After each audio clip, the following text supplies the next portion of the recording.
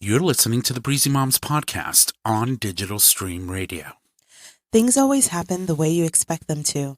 You get what you expect, so start expecting greatness and great things will happen. Let's unpack this together. Stick around. Hey everyone, you're listening to the Breezy Moms podcast, a weekly show that chronicles the adventures of motherhood. I'm Candace. Now let's start the show. Hey! Good evening, Miss Candace. How are you? Welcome back to the studio. I feel good.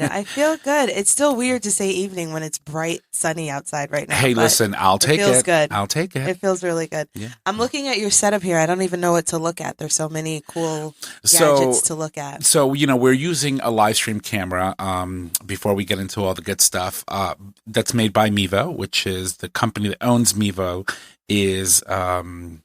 oh God, what is that company's name? I have no idea. But the things are cool. Livestream. Oh, okay. And so they have these cool tools that they're extras and that you have to pay for and stuff, but you got to see it tonight. Excuse me. It allows you to do some overlays and stuff. And so when when we're talking about things, if we wanted to, we could for example, put up a phone number that we're discussing and you can pre-program all of that, or screens or countdowns and things like that, just so that while we're not ready to be seen by the world, right? While we're still powdering our nose. I was going to say picking our nose, but yes, powder sounds better. We could sort of kind of have a breather from being constantly on someone's screen. So. I love it. So I appreciate you. If you were here waiting for us to start for a couple minutes, shout out to you guys. You saw this cool new feature that I can always count on Tommy for all the cool things. So we try. Thank you for that. Try. And welcome. It's Thursday. It's a Breezy Moms podcast. We're available on Digital Stream Radio and of course on iTunes, Google Play Music, Podbean. What's the other one that I always forget that you're on that we're not? Spotify. That's right. Yeah. So you can find this amazing woman on anything, pretty much.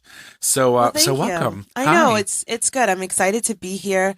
It feels weird to wear a jacket, but I got to be prepared when I'm here, and it feels nice. I turned my AC off, by the way. Whatever. It's off right now. It feels good. I was at a friend's house. We were visiting a friend at her lake house, and she had central air, and it came right in time. It was right during the heat wave on Saturday night, and here we are again talking about weather. But it's a big part of my life. It's a big part of all of our lives. So I really appreciate. Shout out to Katie for having a party at her central air house on the lake in the middle of the heat wave, because it was a respite that we really needed and really appreciated. So shout out to Katie.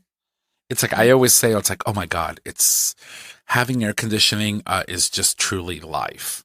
Really. So we have units, and we had enough that it cut it was enough to make it bearable, and it didn't feel cold, which I guess is good. But when you came inside from outside, you could feel the difference. If you've been inside for a long time and you start to feel like this isn't really doing anything, just step outside for a couple minutes and reacquaint yourself with what you have, because it can always be worse. And I think that's probably a lesson learned for in a lot of different situations. Yeah. So last Monday, that it was really hot last week, and hot. You're sweating in places that you shouldn't be sweating hot. And where you should put that deodorant I told you about last week. That's right. And so I ended up giving a shout out to someone that honestly, not many people know, but there's a gentleman by the name, oh my God, and I cannot believe, did I not screen capture that? I did. Let me just find it here really quick. But anyway, his name is Willis Carrier, and he was the inventor of the air conditioner. You, my man, are... Thank you, Willis. Thank you, because let me tell you, it was bliss. I did not leave this house for 2 days, except when I needed to. And so I bartend on weekends. I bartend at a bar, and I went to work, and literally it felt like my jeans were painted on my body. God. That's how hot it was. Ugh. So I can't even imagine. It wouldn't even have occurred to me to go anywhere where there were a bunch of people, right? Yeah. And not central air. So kudos to you and to whoever was there living their best life. That hot ass and bar. drinking. That's the thing, is you drinking. You're so Oh. lushed out. You don't even know. You don't even care. So So I say, as I enjoy my rosé, this is my weekly rosé. yeah, she's, she always comes, hangs around in the studio. We do our thing. Rosé all day. All day, baby. So, Miss Candace, I'm for listening. the sake of time, I have a question for you. What? How are your amazing boys? The boys are good. The boys are really good. I left the house just now. Emery was running around naked. He is like, I almost said balls deep. He is knee deep in this naked stage. He just loves being naked. And I'm trying really hard not to, I don't want to shame him about the nakedness and call any attention to it, because I made the mistake of saying, Emery, I don't want to see your penis. Put it away. And he just splayed it out more. As soon as you call attention to anything, he starts opening it. He's sitting on the on a stool, and he's just doing all kind of antics. He's got his hands on his knees. He's got his hands on his hips, just extra, because he heard me say I don't want to see it, and so now he's just showing it to me extra. Oh, so. As most parents know, the thing that you want to stop, you talk the least about. Yeah, because typically when you bring, like you said, you bring attention to it, then at that point in time is they know, okay, this is something I can use. This is a thing. I don't know what it is, but this. It's a thing. It's a thing. They store that in the back of their brain, that little part that says, this is what I'm going to pull out of the hat when I want to aggravate mommy. Yeah. So, yeah. Yeah. So be careful. He's fun as usual. We're also really into potty training right now. And there's some book about potty training. There are lots of books about potty training, but there's one that a lot of the cool mom, the hipster moms or whatever are into it's making them naked for a couple days, and you just sort of live in your house until they figure it out. But if you do it cold turkey that way, then it's done in just a couple of days. So I'm not able to commit, which is probably why it's taking me a few more days. But he is no longer fighting the trying, right? So sometimes he has on a diaper. He's having tons of accidents, but he's also having tons of really good times where he's able to, like moms know. I don't know about you, but he is able to feel a trickle, stop, and run to the bathroom. I legit swear I could not do that. If I'm peeing, I'm peeing. It's just, oops, I guess it's going to be on the floor. Yeah, there's no way to stop it. You get the sensation, or that you have to pee, and obviously you go to the bathroom, right? Yes, but what I'm saying is that he misses that sensation, but he feels he feels a wetness, and he's like, oh, I don't want to pee on the floor, so he stops, and he runs away. But me and every other mom, specifically moms, know that is a point in life that we have passed. And there is no, I can't laugh too hard because it's a problem, but there's no way after 1, 2, 3, however many kids that you will be able to stop pee mid. You just have to oops, I guess this is a thing. I just got to let it go. So I find it pretty impressive because I can't do it. Natural warmers. Yes. But so he in lots of cases is able to stop himself and then go to the bathroom. Yeah. And only occasionally, sometimes he wakes up sort of grouchy and he doesn't want to. But even in a diaper, he'll hold on to the diaper and he's like, oh, I gotta pee.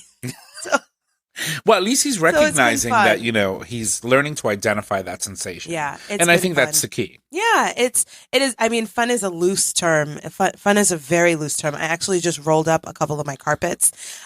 Thankfully, I just have a few area rugs, and I just decided that we don't need the area rugs in the summertime, especially if I have him and daycare kids running around having accidents all over the place. We will just hold the rugs in the basement until potty training is done. Yeah. And you're almost there. I mean, you have what? You have 2 kids that are... I have 3 kids. 3 potty training kids right now. Oh, wow. Yeah, it's insane. So I talked last week about traveling with the potty. We are still traveling with the potty. Took it today to the park and to the library. It's a thing. Emery pooped at the park today. And on Monday, he pooped on the park. Right?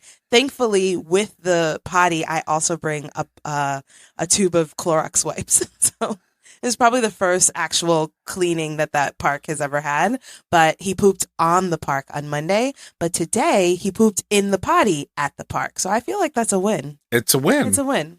I just, it's hard for me to conceptualize pooping at the park unless it's in a bathroom or what do you call those, porta Porta potties? potty? Nope. Yeah. Ugh, gross. No, I do not do the porta potties. Even Lincoln went into a porta. He didn't know what it was because he'd never been into one, and he was like, "I have to go. I have to go." And I said, "Well, this is the only place where you can go." And he goes, "I can wait." And it's amazing, right, that they can conceptualize that is just absolutely disgusting. No. That is a hard no. A hard pass.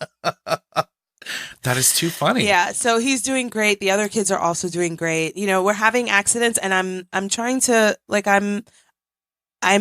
I'm not thinking of the accidents as not being great, right?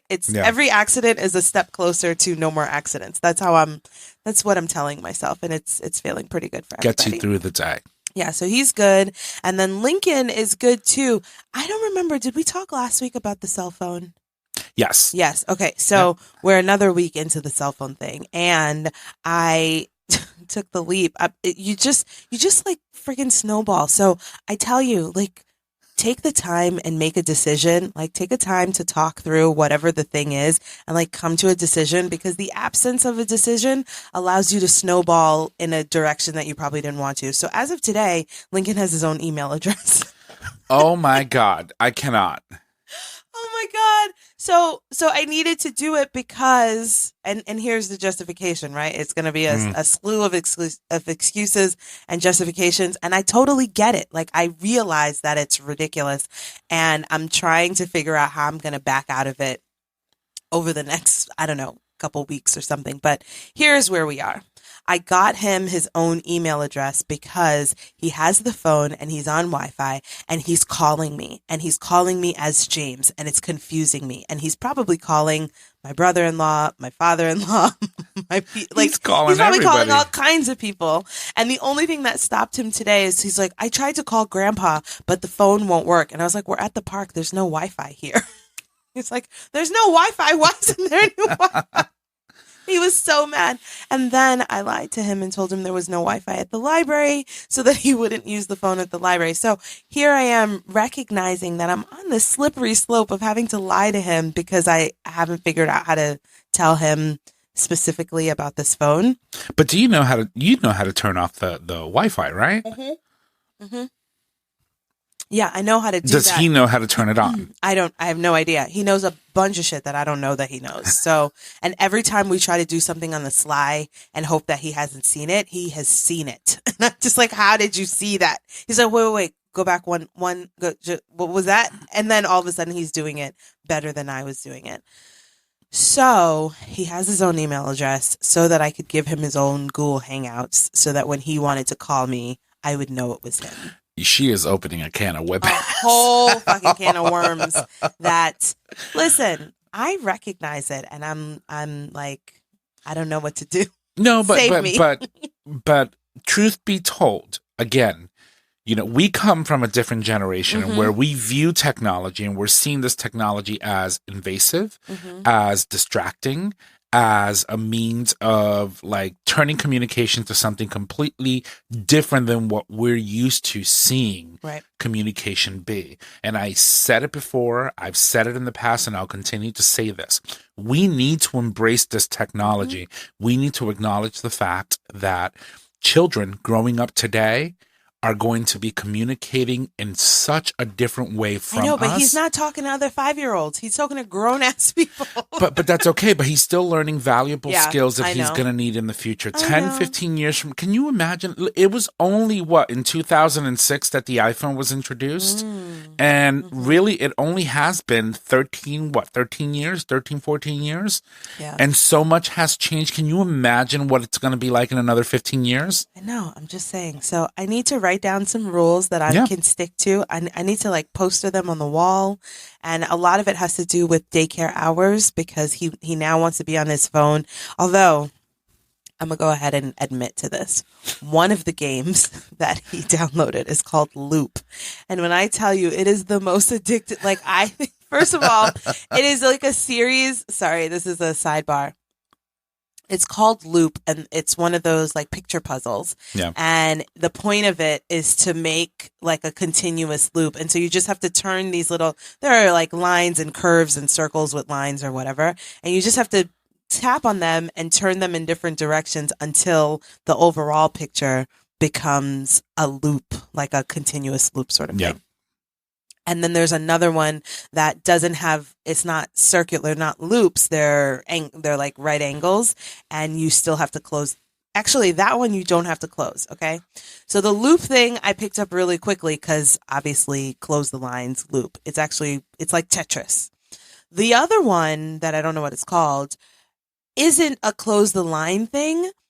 And when you fix the puzzle, it's like it looks like something, but it looks like nothing. So I'm sitting there watching Lincoln, and he's just tapping. He's just tapping everywhere, tapping this, tapping that, tapping this one 3 times till it turns in a direction. And I'm just like, Lincoln, you don't know what you're doing. And he goes, yes, I do. And I was like, no, you don't. And he goes, no, I don't, but I do. And he taps, taps, taps, and then the fucking thing turns green. Okay.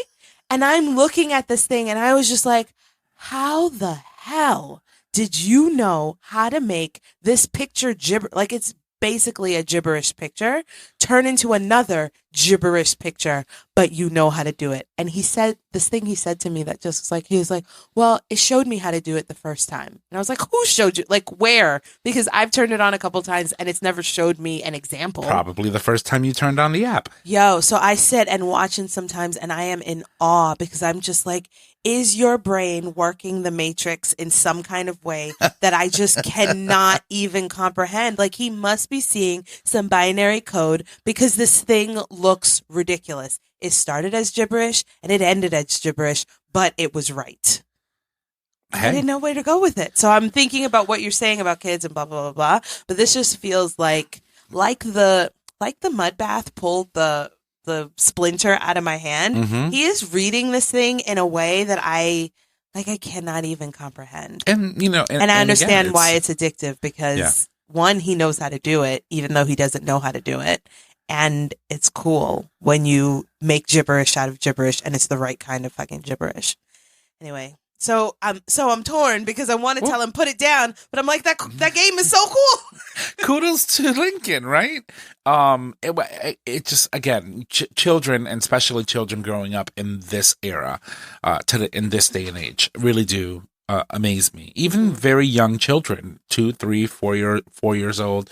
Lincoln is 5, right? Mm-hmm. Can do amazing things with these devices, and you just like, where did you learn that? Yeah. And I think that subconsciously we're passing through our DNA and through our biology, we're passing these markers on our children that allow them to be born with the capability of adapting to technology in ways that we are not able to. I think we're just using it a lot. And so they're seeing it from a very early age. And all they have is time. All they have is time. I was just telling one of my clients that as soon as you turn your kid around in the car seat, because usually they're backwards facing, as soon as you turn them around, all they have is time to see what knobs you touch, what buttons you push, what you do, blah, blah, blah. I have a video of Lincoln at almost 2. I don't even think he was 2. And he insisted on sitting in the front seat of the car. And our Prius has a push button, and he sat in the car. He started moving the wheel. He was pressing buttons, and then it's like he remembered, oh, it won't work if I don't press this button. So he pushed the start button, which lit up the whole console. And then he was turning the volume. He was turning the music. He was doing all kinds of stuff. He goes, Daddy, close the door. Like, he knew the only thing that saved us is that he was only 2, so he couldn't reach the brake, right? So there's that last fail safe that the car's not going to move if you don't put your foot on the brake first. Yeah. So he doesn't know how to do that, but everything else, like all they have is time. Yeah. Time to sit and watch us do the same thing over and over again. So by the time they get into the front seat, like, I've already done this. I know what to do. This is why in the news 6-year-olds are crashing cars on their way to McDonald's, because 1, they know exactly how to get there, and 2, they know exactly how to work the car. All they have is time. So it's a weird place to be, trying to figure out how much you want your kid to be smart and know stuff. I'm just shocked at the fact that a 6-year-old crashed the car on their way to McDonald's. There's always a story. There's always a story about kids who took the car because they're like, I'm hungry, and you were taking a nap. It's like, oh my God. What? Yeah. That's always the story. And it's always the parents' fault, right? It's always our fault because everything is our fault. But like some of this stuff, how am I supposed to know? Well, and trial and error. I mean, motherhood does not come with a book. It doesn't. And Parenthood. when your kid is super strong or super tall or super whatever on the outskirts of the friggin' bell curve, right?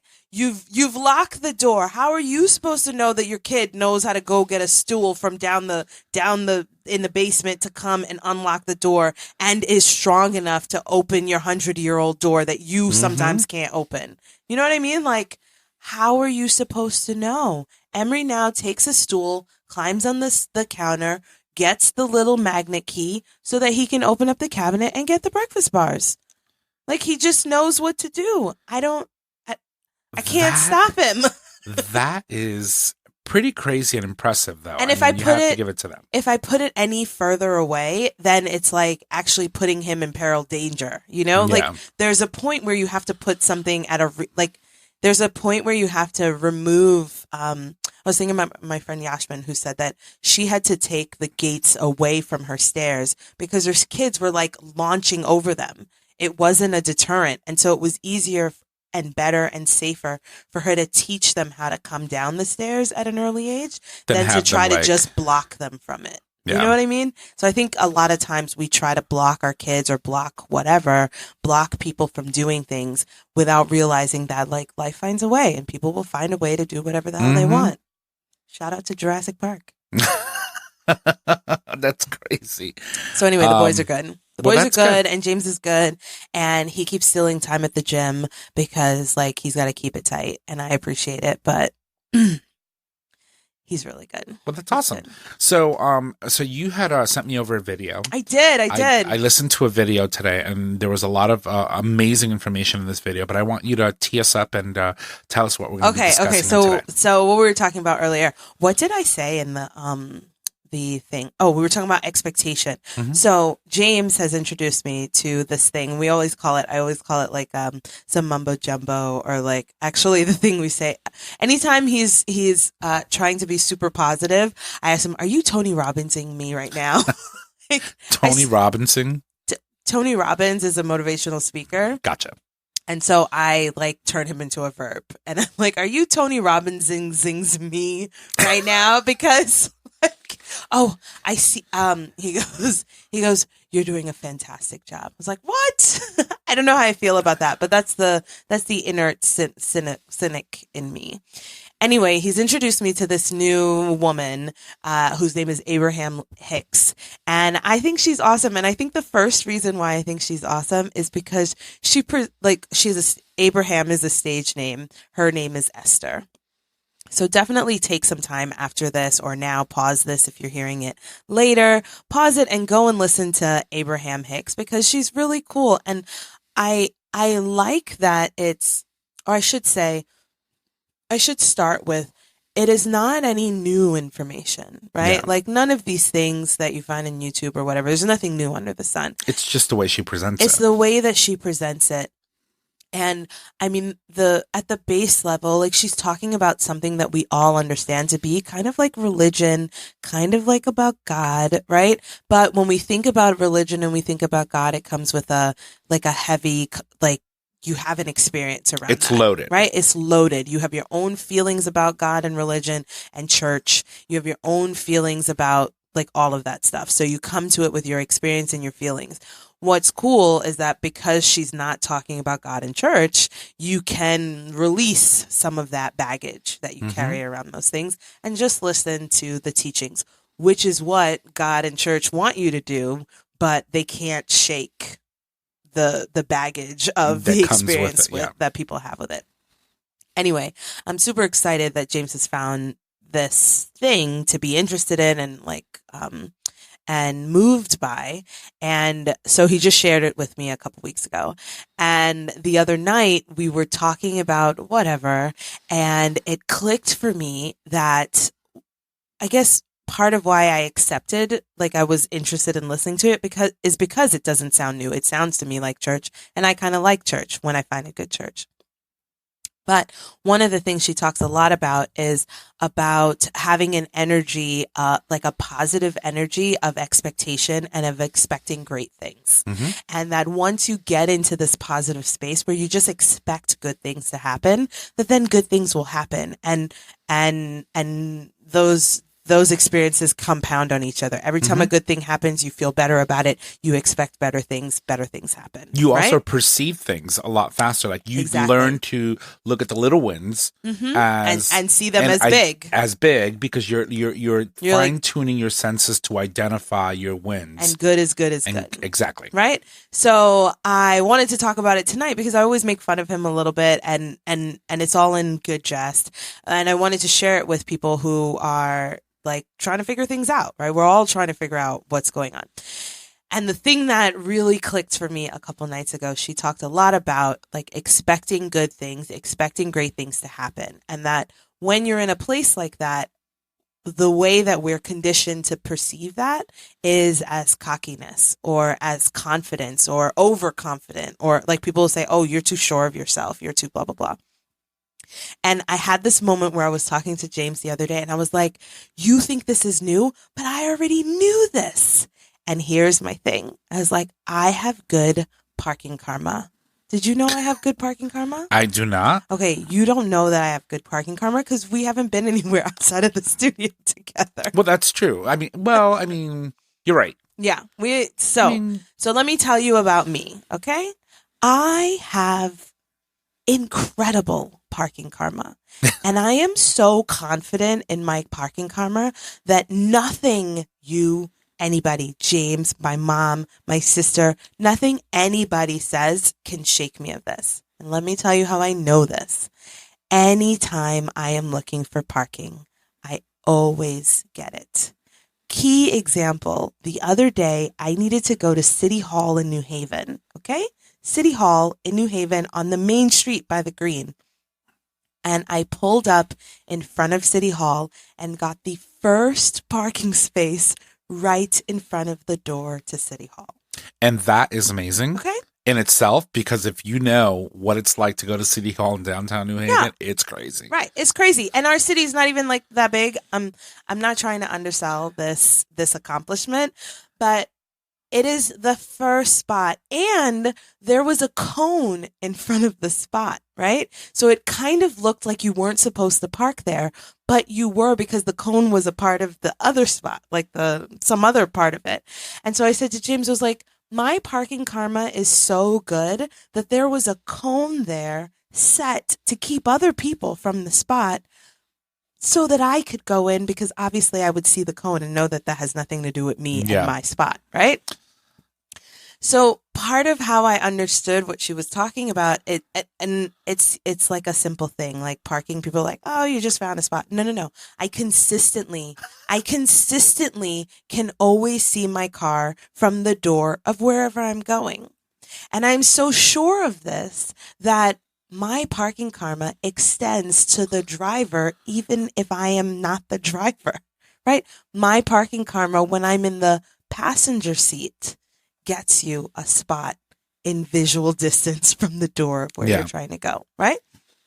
So I have been listening to this woman, Abraham Hicks, and she's talking about expecting good things to happen, and that it's easy to expect good things to happen when good things happen, right? If something good happened to you today, you're in a good mood. Still expect something good to happen to you tomorrow. And that's what it's like for me. I've had such good parking karma every day of my life that I expect it without worry, without pause, without like nothing you say could tell me that I don't have good parking karma. And I was just thinking about how is there a way that I could like extend that to the rest of my life? Like, why don't I think about my business as going great because things always work out for me, right? Like things do always work out for me, and I legit don't know why, but they do. And because I think that they do, They always do. Well, I mean, but that's an important part of being able to find ways to affect yourself in a positive way, because you are, in essence, you become the change that you want to see in the world. Right. And I think that also ties into a lot of the message that she has. Yeah. And then another thing that I found interesting when she was talking too, she used a reference, for example, like when you go to see a doctor, people tend to gravitate towards positivity, and people tend to gravitate towards people who are confident. So if you go to the doctor, for example, and you say, "Doctor, I need to have this removed," and they're like, I don't know if this is what we should be doing. Obviously, they're not confident in their field. They're not confident in what they're doing and what they're talking about. Maybe you're not the right person for me to talk to. You need to go to another doctor. Right. And so, and those are the kind of things that she reaffirms in a lot of what I was listening to, and I thought it was amazing. So I was thinking about that in terms of being I've actually, over the last couple of weeks, have been thinking about it in all of the facets of my life, right? As a woman, as a mom, as a wife, as a business owner. If I don't expect to be doing well, then I obviously will not. Something I listened to her today talk about is like, and people have said in many different ways. So when you hear this, just think about the ways that you've heard this. Whatever you expect to happen will happen. Like, I think that's the saying. If you like, whatever you expect to happen will happen. Whatever will happen, I think it's whatever will happen, right? But there's an expectation in there. So a lot of times, especially as a mom, or even in work, you say, "Oh, today was hard," right? Or you say, "Oh, tomorrow's going to be hard," or potty training is hard, or whatever. Like, everything is so hard. Everything sucks. Everything is the worst. And if you say that enough times, like, it's almost like you're creating that situation. You know what I mean? Now, obviously, there are some shitty situations, and I'm not trying to mumbo jumbo away like legit things.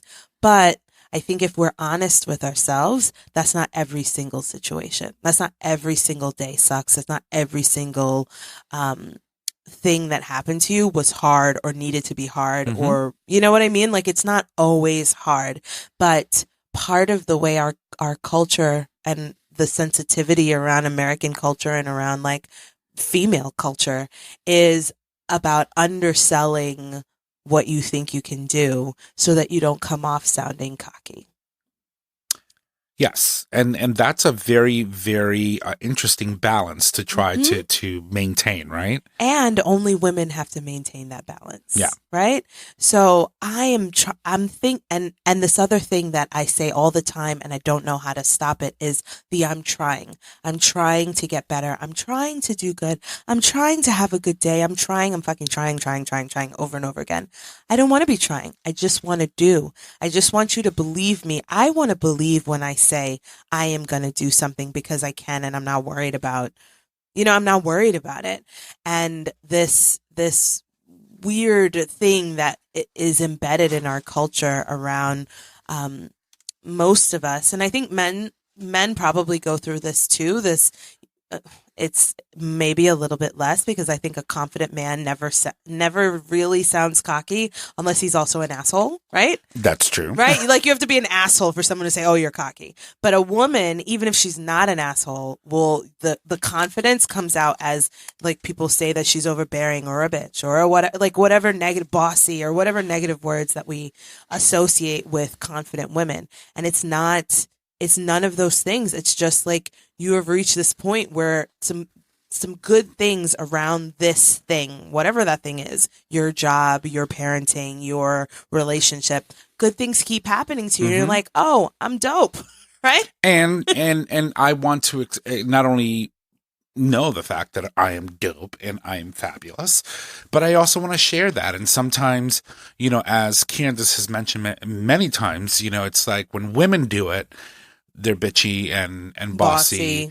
When men do it, it's seen as a way of leadership quality. Yeah, and so that also has a lot to do with how you're perceived in society. And so I think that when you're listening to her, you start to wonder, okay, well, I've had these experiences in the past, and when I am this way, I'm perceived this way, but can I overlook that for the sense of knowing that I'm finding my true potential Right. in the process?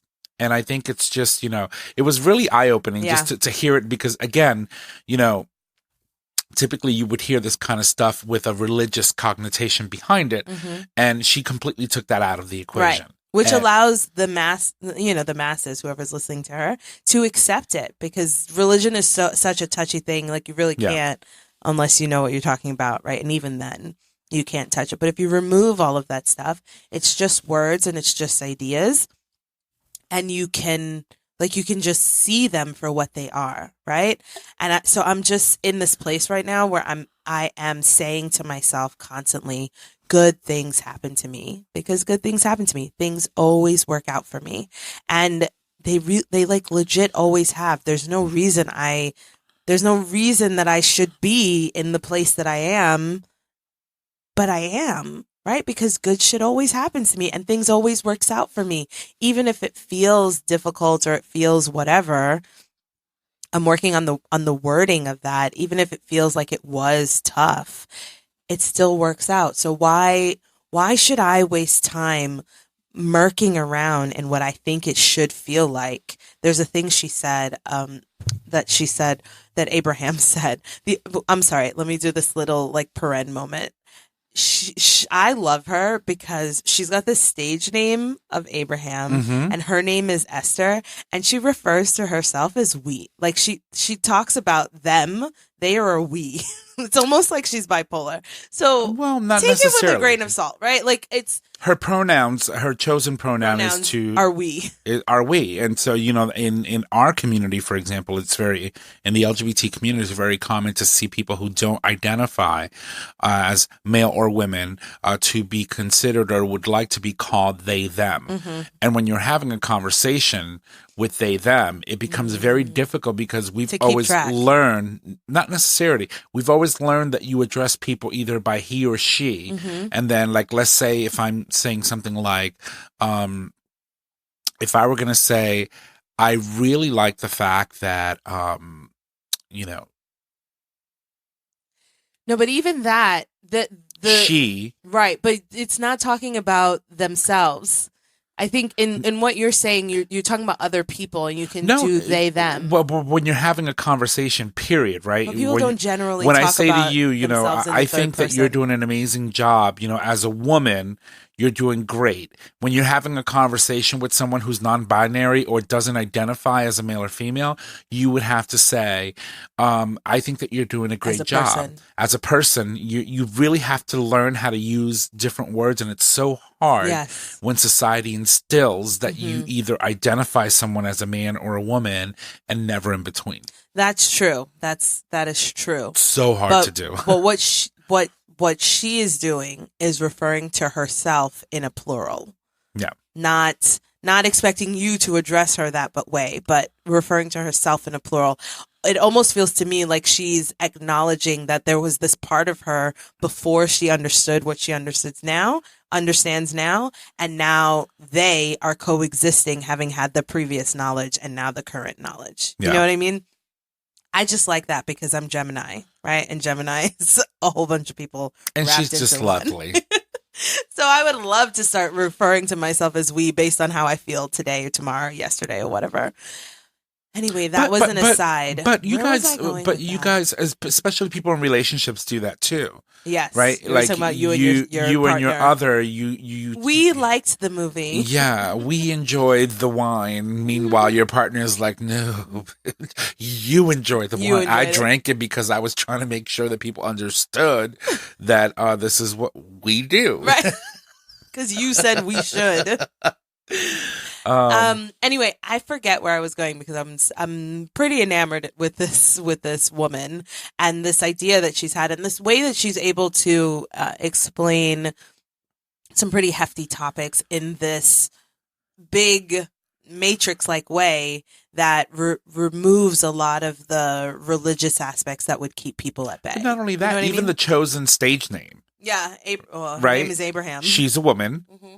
she chooses a name like Abraham, and that's typically a male name. Right. So she's also breaking that gender barrier. Like, here's the title of the video, here's the artist, and as soon as you start listening to her, right, you're like, wait, confused. Who's she talking about? So she had a guest in this particular video that you had sent me, and initially I thought it was him. Right. That he was the one that was, going to, give us this inspiring message and teaching us how to, like will the positivity that we're looking for in life. And the man was crying on stage. I was like, right, it can't be him. No, it can't be him. And then I realized that, it was actually She's the woman about her, yeah. And so even that gender bending with the artist's name in itself is something it's an outer body experience when you first realize what's going on. Yeah, for real. So I've been thinking about the things I've been listening to from her from the perspective of a mom and a business owner, and thinking about how I can reframe my thoughts about myself. Yeah.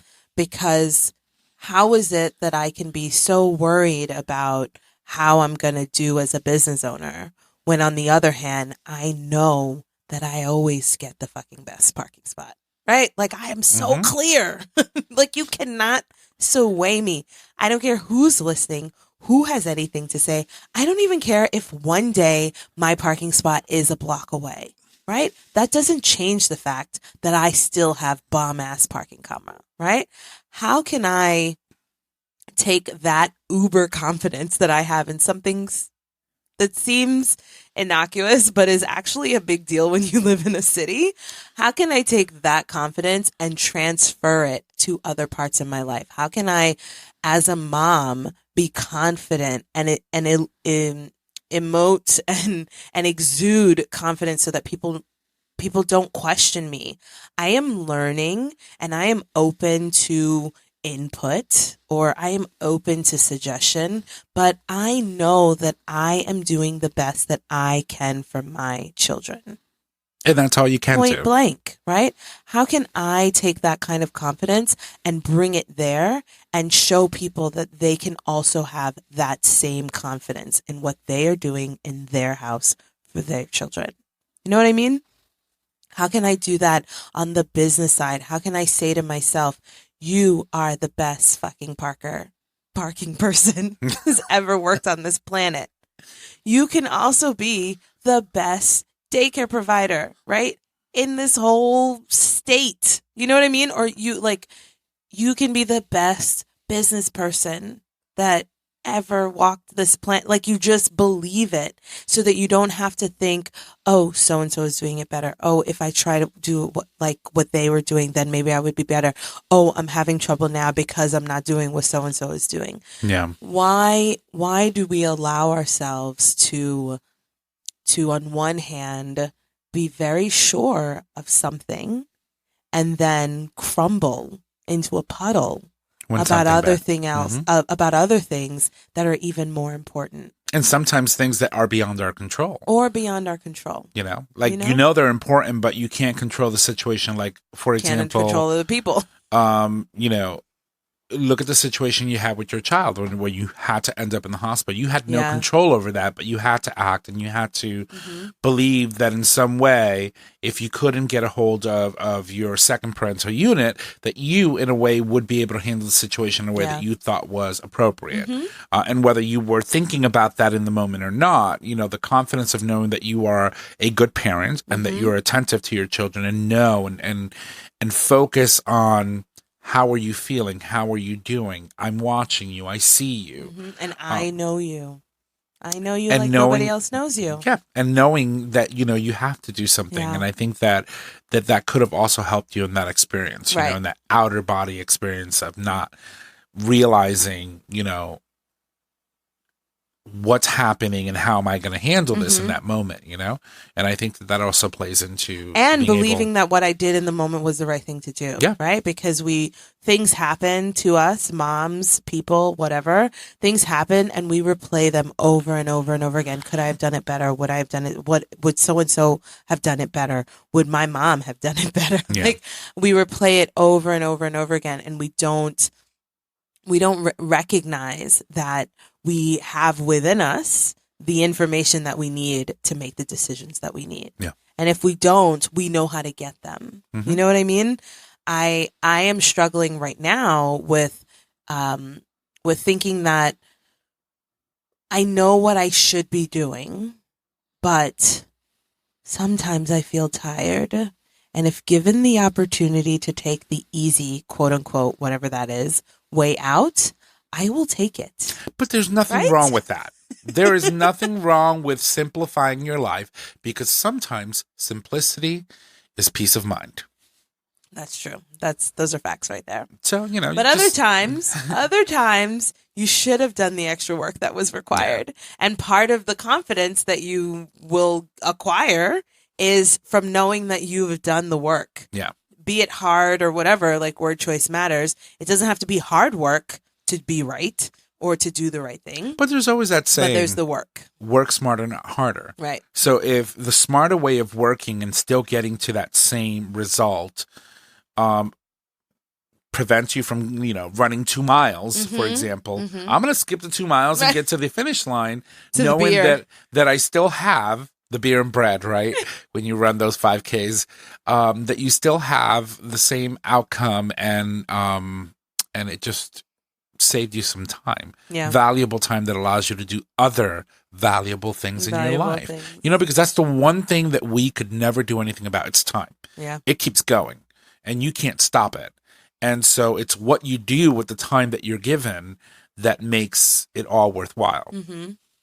So here's the challenge. Here's the challenge in what Abraham Hicks is talking about and what I'm challenging myself, right? Related to parking. I have been so good at parking.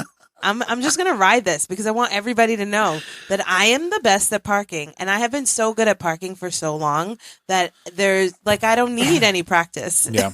Right? It's just a thing. But how can we train ourselves? How can you get to the point where, I guess let me go back one step. I am so good at parking and parking has always been so easy for me that I believe in it and I don't worry about it at all. It's just going to be fine. Yeah. How can we get to a point where we expect good things to happen even if they haven't happened yet? Right? Like, how can you expect to be a great parent before your kids are old? Because before they're even born. Right, or before they're born. Because if what I'm saying is the experience that I've had has trained me to believe that I'm always going to be good at parking. If we change that into business or work or momming or whatever, if you haven't had those experiences, how can you tune yourself to start thinking that you're good at something even before you're good at it so that you'll start to be good at it? Do you know what I mean? And of course, that doesn't mean that you skip any of the steps of the work that you need to be putting in to getting better. Right? The more time you dedicate to something, obviously the 10,000, 20,000, 100,000 hours or whatever of parking, parallel parking, right? Over the last 20 years, the better you will get at it. But how do you train your mind to think, I am good at this thing because I want to be, because I'm putting in the effort to be, and because I know I can be, even before you get the response or before you get the reward of having reached there. You know what I mean? Because it's how can you expect to be chosen if you've never been chosen before? And I think it's that's all what in the happens choice to of people, word. right? But it's what happens to us. Oh, I never get picked. I always get picked last, so I'm going to get picked last again. Yeah. Right? Or then you get picked and you're like, oh, I was picked last time, so I'll get picked again. Oh, I was picked that time, so I'll get picked again. How can you change your thinking so that you think the good stuff even before they happen, so that when they do happen, you recognize it? Say the words. Say the words. You have to say the words. Good You things have always to, happen to me. Things always work out for me. Because someone else we had on your show said, you have to, I think it was Mubaraka. She said, you have to say it. Say it, because when you say it, you hear it. You speak it. You speak it, and so you're literally it's like 3 times. 3 times. Your body is reacting to the words that are coming out of your mouth. Your ears are reacting. Your energy is reacting, and so you just have to say it. You have to say it. It's amazing. It's kind of like the fake it till you make it thing. Yeah. But you just have to say it out loud. You have to say, I am a good parent. I am a bomb ass business person. I'm the best real estate agent. I'm the best hairstylist. I'm the best childcare provider. Like, you just have to say it and not be afraid of how it makes other people feel. You know what I mean? You have to come back with some good outcomes, right? Do the work to make sure that your outcomes are always good. But if you're saying it and you're believing it, then that work will be easy. Exactly. You know what I mean? And that's even in, for example, just personal experiences. Like, let's say, for example, you have a group of friends and you always like to hang together, but your least favorite thing to do is be at a beach, for example, right? You don't like the sun. It's always too hot. So you're already going into an outing with friends, for example, with this image of, I'm not going to have a good time because I don't enjoy this environment, as opposed to saying, you know what, I think this might be fun, or because it will I like be these fun people. Because I like these people. And then when you finally get there, you learn to focus your energy on what really counts, and your environment then becomes secondary. Right. And you sort of kind of realize that, I may not have to like this, but I am enjoying this, and this just happens to be here. And you can learn to overlook that kind of stuff. Yeah. So just say it. So just say it. And then the last piece of this is that you get what you expect, which is what we started with, right? That's right. So if you expect to be great at something, or if you expect for an experience to be good, or for things to work out, then they will. But oftentimes we expect the worst, and then we feign surprise when the worst shit happens, right? It's like, but you get what you expect, and you expected it to be terrible. Which is why I don't understand why most people are surprised when it does happen. Exactly. I'm like, It's like, you started the day. I knew you thought it was going to be a bad day because you told me. And now you're just like all bent out of hell, bent out of shape because your day was really horrible. But, So start recalibrating how you think about things. Instead of, like, even when I came here tonight, I was like, like, you just, it was a day. Oh, it was the same. It's the same old. Because it feels normal for the exchange to go that way. Oh, your day was hard. My day was hard too. It feels like if I said I had a great day, that you would feel some kind of way. But look at you come here and just rub your good day in my face when my day was bad. No, but the first thing you said when you got out of your car and I said, "Hey girl, how are you?" I was outside, I was having a smoke, and she literally looked at me and said, "I am happy to be here." Yeah. That was the first words that came out of your mouth, and that instantly put me in, I'm happy to be here too. I know, because I was late. I was late. No, but let's go do the show, because I felt that this would be a really good opportunity for us to sort of kind of share that positivity and throw it out there, throw it to all the live on Facebook and obviously on the show and on the podcast. But it also gives an opportunity for somebody else to take away from this information what they can. And even if they don't, I just wanted it marked somewhere forever that I have good parking karma. I just wanted you to know, in case you didn't know that about me, I am a lot of things, and also I'm the best parking person you've ever met in your life. So in other words, if y'all gonna go party, yeah, you should let me park, or you should at least have me in the car, because that's another thing that Abraham talks about, is about your confidence, like attracting other people. Like confidence attracts people. It's attractive, and I feel so confident in my parking. Like I said earlier, just me being in the car helps you get a good parking spot. Right? I'm in the passenger seat. It's not even my car. It's not even my car. It's not even my place to be in charge of anything. But at the very least, you're going to have a good parking spot. Even if the show is terrible, even if the movie is terrible, even if we don't get into the bar, even if we, like, none of those things matter. But you got to when we get turned away from the bar because it's full, we'll only have to cross the street because the car is right in front of the door. I can't. That is too funny. Anyway, so I just, on my heart this week, was making sure to reach out to people, to whoever is listening, and say, like, speak the positive word, and don't fall into the trap that we all do. And it's cultural. It is a cultural thing that it is easier to say the negative thing. It's easier to, like, commiserate. Right? That's right. It's easier to commiserate about something than to be the person who's like, oh, I had a good day. Oh, you were hot? I had a good day because I have central air or whatever. During the heat wave, we would all hate the person who's like, oh, I had central air. I didn't even feel the heat wave. I'd be like, get away, girl. Right? But like, lean into it. Lean into it, because you will feel better and everyone around you will be better for the positive, for the positivity. Like, it annoys me to no end, because I'm a cynical New Yorker at heart, that James is so fucking positive.